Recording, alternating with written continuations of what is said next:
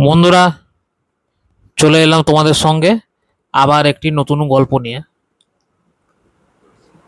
আজকের গল্পটি হচ্ছে সৌম্যজিৎ নামে একটি ছেলেকে নিয়ে। ছেলে বলতে কারণ ছেলে বলছে কারণ তার বেশি বয়স না, তার 28 থেকে 30-এর মধ্যে বয়স তার। সৌম্যজিৎ, ও থাকে কনকপুর গ্রামে। তো কনকপুর গ্রামটি বেশ বড়, বেশ। তো গ্রামের মোটামুটি 50% লোকই গ্রাম ছেড়ে চলে গেছে কাজের সূত্রে, কেউ বিজনেস সূত্রে, এমন কিছু কিছু মানুষ ফ্যামিলি বিদেশেও চলে গেছে। হ্যাঁ, তবে পুজো পাশাতে মাঝে মাঝে গ্রামের সবাই আসে, কিন্তু এমনি টাইমে গ্রাম প্রায় ফাঁকাই থাকে বলতে গেলে। ওই যে বললাম, গ্রামের অর্ধেক মানুষ কাজের সূত্রে বাইরে চলে গেছে, আর অর্ধেক মানুষ এখানেই রয়ে গেছে, কোনো না কোনো কাজ করছে এখানে। তো সৌম্যদীপ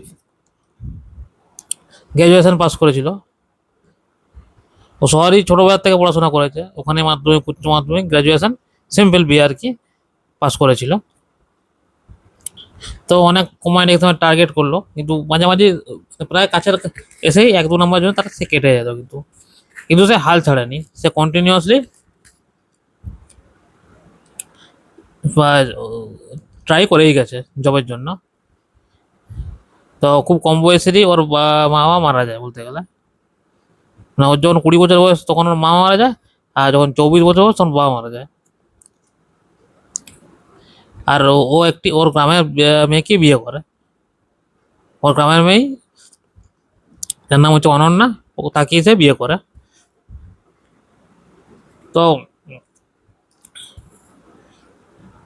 সৌম্যজিতের শ্বশুর বাড়িতে তাকে খুব পছন্দ করতো, ছেলে হিসেবে সে খুবই ভালো ছিল, ঠান্ডা প্রকৃতির ছিল, খুব ভালো ছিল। আর গ্রামের বাকি যারা, তারাও কিন্তু সৌম্যজিৎকে বেশ ভালোবাসতো।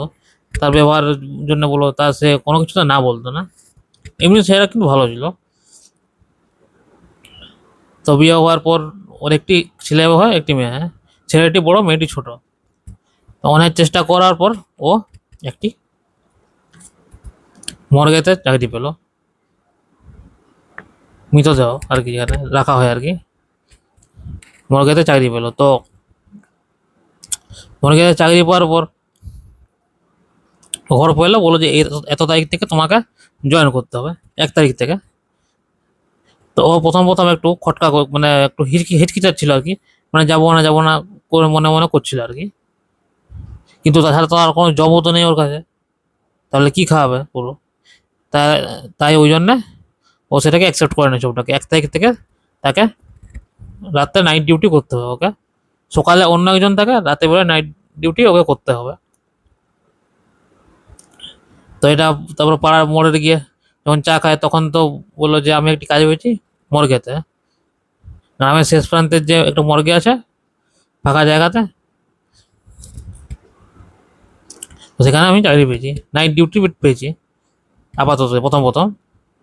তো এটা শুনে গ্রামের যারা অন্য সিনিয়র যারা, তারা বললো যে দেখ বাবা, তোকে আমরা ছোট থেকে চিনি, তোকে আমরা ভালোবাসি, কিন্তু ওই মানে ওই মর্গটা কিন্তু খুব একটা ভালো নয়, কিন্তু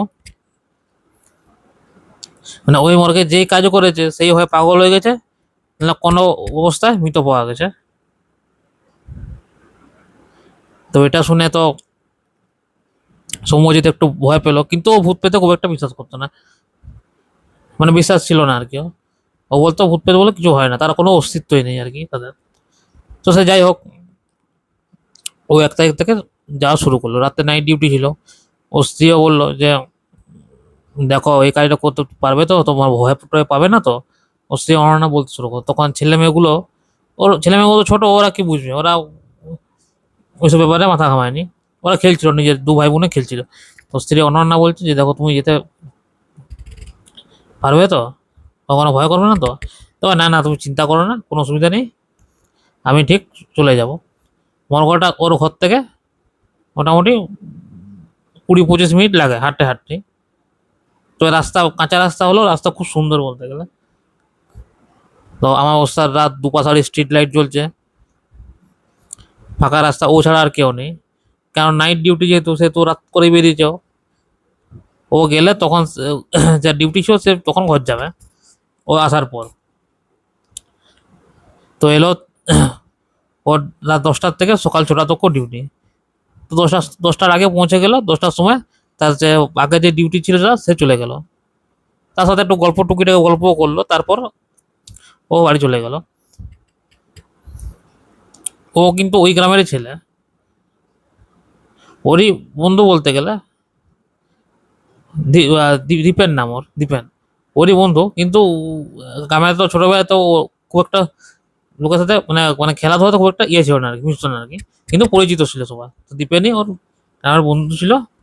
ও বললো তুই, তোর সাথে তো অনেকদিন দেখা হয়নি, তো ভালো করলি কাজটা করলি। তো দীপেন বলে দিল ভাই একটু সাবধানে থাকিস, জায়গাটা তো বুঝতে পারছিস শহরের থেকে এই সরি গ্রামের থেকে একটু দূরে, ফাঁকা ফাঁকা জায়গায়, তো একটু সাবধানে থাকবি, ভয় পাস না কিন্তু। আমারও প্রথম প্রথম ভয় লেগেছিল কাজ কাজ করতে, কিন্তু পরে আমার অভ্যাস হয়ে যায় ওটা। তো বললো ঠিক আছে, কোনো অসুবিধা নেই। তারপর সারা রাত ও বসে বসে থাকলো ওখানে। ও বসতে বসতে মাঝে মাঝে মোবাইল ঘাটছিল, মোবাইলে গেম খেলছিল, মাঝে মাঝে সব সময় না। তো হঠাৎ রাত 2টোর সময় ওর চোখটা একটু লেগে যায় আর কি, ঘুম ঘুম পায় আর কি। তো হঠাৎ ভিতর থেকে একটা চিৎকারের আওয়াজ পায়।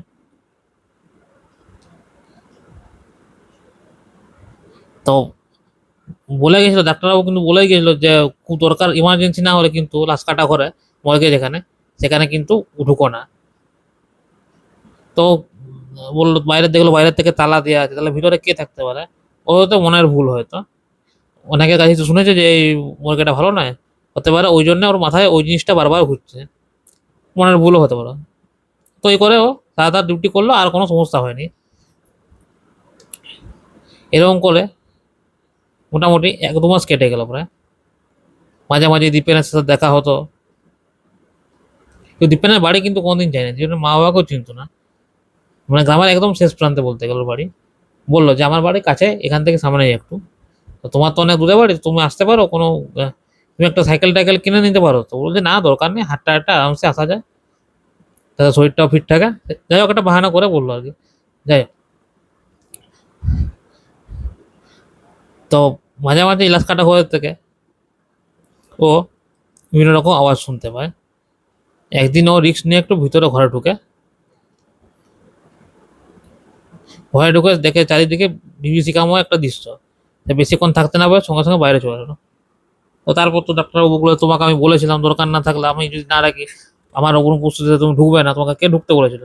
বকাঝকা করলো। তো পরে ডাক্তারবাবুর কাছে ক্ষমা ছিল যে স্যার ক্ষমা করে দেবেন, হবে না, আমার ভুল হয়ে গেছে স্যার। বললো ঠিক আছে, কোনো অসুবিধা নেই। তারপর মোটামুটি 5-6 মাস কেটে গেল। মানে ওই যে সুপার নেচার, ওই যে কান্নাকাটি চিল্লানোর আওয়াজ, ওর কিন্তু একটা অভ্যাসে দাঁড়িয়ে গেছিল। ও হয়তো জানতো যে এগুলো ভৌতিক কাণ্ড, কিন্তু ও কাছে একটা মানে কাজগুলো তো খেতে হবে বলুন, কিন্তু ওর কাছে একটা অভ্যাসে দাঁড়িয়ে যায়। মানে থাকতে থাকতে ওই জায়গাটা একটা অভ্যাসে দাঁড়িয়ে গেছে বলতে গেলে। সে যতই ভূত থাকুক ওকে আর ভয় পাওয়াতে পারছে না। ও কিন্তু সকালে এই রাতে যাচ্ছে, ডিউটি করছে, সকালে আবার ফিরে আসছে। তো অনেকদিন পর দীপেনের সাথে দেখা হলো। তো দীপেন বললো যে আমার শরীর ভালো ছিল না রে, আমি একটু শহরে গেছিলাম অন্য কাজের সূত্রে, কিন্তু পেলাম না রে ভাই। তো এখানে ডিউটি করলাম লাস্টে। বললো আচ্ছা ঠিক আছে, ভালো ভালো ভালো করলি তাহলে, তোর সাথেও মাঝে মাঝে দেখা হবে আমার। পরের দিন সকালবেলায় ও ঘুম থেকে উঠলো, সমজিৎ গিয়ে মোড়ে গিয়ে একটা পেপার নিল। পেপার নিয়ে ও দেখছে যে শহরে শহরে 2-3 আগে একটা অ্যাক্সিডেন্ট হয়েছে। মানে আগের দিন সকালে একটা অ্যাক্সিডেন্ট হয়েছে খুব জোর। তো এই গ্রামেরই শেষ স্থান থাকে, দীপেন বউ সেটি মারা গেছে অ্যাক্সিডেন্টে। তো এটা দেখে ও আশ্চর্য, প্রচন্ড মানে ভয় পেয়ে গেল। এবার প্রশ্ন হচ্ছে ভয়টা কেন পেলো। তো আগের দিন রাত্রেবেলা দীপেন ওর সাথে দেখা করতে এসেছিল, অথচ সকালবেলায় দীপেন মারা গেছে। তো এইটার পরে ও প্রচন্ড ভয় পেয়ে যায়। তখন তখন সেই তখন রাত্রিবেলা ও আর মর্গে যায় না, বলে আমি আর যাব না। তখন ওর স্ত্রী জিজ্ঞাসা করলো, অনন্যা জিজ্ঞাসা করলো যে কেন, কি হলো, এতদিন তো ভালোই কাজ করছিলে, হঠাৎ তোমার আবার কি হয়ে গেল, ভয় পেলো কি, কোনো ঘটনা ঘটলো কি? তো তখন বললো যে আমার বন্ধু দীপেনকে আগের দিন রাতে যার সাথে কথা বলেছি, পেপারে পেপারে দেখা যায় সে সেই দিনই সকালবেলা মারা গেছে। তো এইটা শুনে ও স্ত্রী অনন্যাও খুব ভয় পেয়ে যায়, কিন্তু বাচ্চা ছেলে তো ওরা কিছু বুঝতে পারে না, ওরা খেলছে নিজের মনের মতো। তো প্রচন্ড ভয় পেয়ে যায়। তখন অনন্যা বললে যে আমি এটা কোনোরকম করে চালাবো, এখন তোমাকে ওই মর্গে যেতে হবে না। তো পাড়ার মোড়ে পরের দিন গিয়ে বললো যে মর্গের চাকরি আমি ছেড়েছি, পাই আর পাচ্ছি না। তো বলে তো তো বললো যে আবার তোর দম আছে ভাই, তবেই তুই এতদিন টিকেছিলি ভাই, 5-6 মাস। তাহলে ওই মর্গে 1 মাসের বেশি কেউ কাজ করতে পারে না।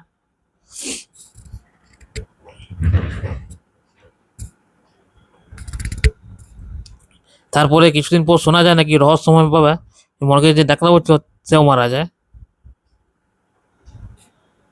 হতে মানে প্রচন্ড ভয় পেয়ে হার্ট অ্যাটাক হয়ে গেছে। তো তারপর থেকে ওই মর্গেতে আর কেউ কাজ করতে চায় না। মানে এত লোক যখন বলছে, তো মানে ওটা ছিল একটি ভুতুড়ে মর্গে। তারপরে ও একটা অন্য কাজ পায়। গ্রামের মধ্যে একটা ছোট দোকান খুলে, ছোট দোকান করে ও, কিন্তু ভালোই চলে, ভালো রকমের বিজনেস হয় ওর, তাতে ও শান্তি পায়। মানে ওর অবস্থা ভালো একটু হলো আগের তুলনায়, মানে ভালো হলো বলতে গেলে। তো বন্ধুরা, আজকের গল্পটি কেমন লাগলো কমেন্ট করে কিন্তু অবশ্যই জানাবে।